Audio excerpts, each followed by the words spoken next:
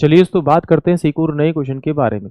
इस क्वेश्चन में एग्जामिनर ने कहा दो व्यक्ति 1200 मीटर लंबे पुल के विपरीत छोर पर खड़े हैं।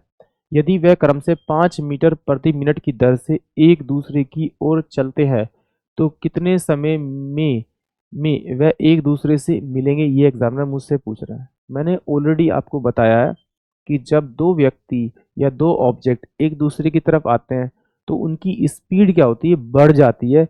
तो इसका मतलब है उसे टाइम कम लगेगा। और अगर वो सेम डायरेक्शन में जाते हैं तो उनकी स्पीड कम हो जाती है क्योंकि उनको टाइम ज़्यादा लगेगा। एक बार समझ लेते हैं फिर भी। देखिए जैसे मान लीजिए यहाँ पर है, ये दो व्यक्ति है, ये ए है और ये बी है। इसकी स्पीड माना कि इसकी स्पीड 60 किलोमीटर है, इसकी स्पीड भी 60 किलोमीटर है। और ये यहाँ से यहाँ तक आएगा, जब इधर से ये इधर आएगा तो इससे कितना लगेंगे आपके, मान लीजिए 5 आवर लगते हैं। तो ये इधर से जाएगा, इसे भी 5 आवर लगेंगे, 5 आवर लगे इस पॉइंट से इस पॉइंट तक पहुंचने में और इसको इस पॉइंट से। तो जब ये इधर जाएगा और सेम टाइम पर ये भी इधर से इधर चलेगा, ये भी इधर चलेगा, तो ये कहीं ना कहीं बीच में या यहाँ मिलेंगे। तो इसका मतलब टाइम कम लगेगा। और जब टाइम कम लगता है तो इसका मतलब स्पीड बढ़ती है, यानी कि इन दोनों की स्पीड क्या हो जाएगी, प्लस हो जाएगी।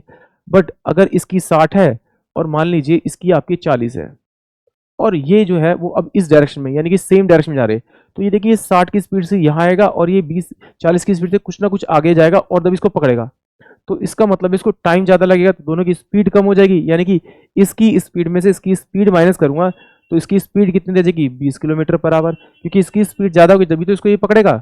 तो चलिए अगर ये बात आपको पता है तो ये क्वेश्चन तो आपका ओरली हो जाएगा। टोटल डिस्टेंस दे रखा है उसने दोनों के बीच में 1200 मीटर का है और दोनों की स्पीड दे रखी है 5 मीटर प्रति मिनट।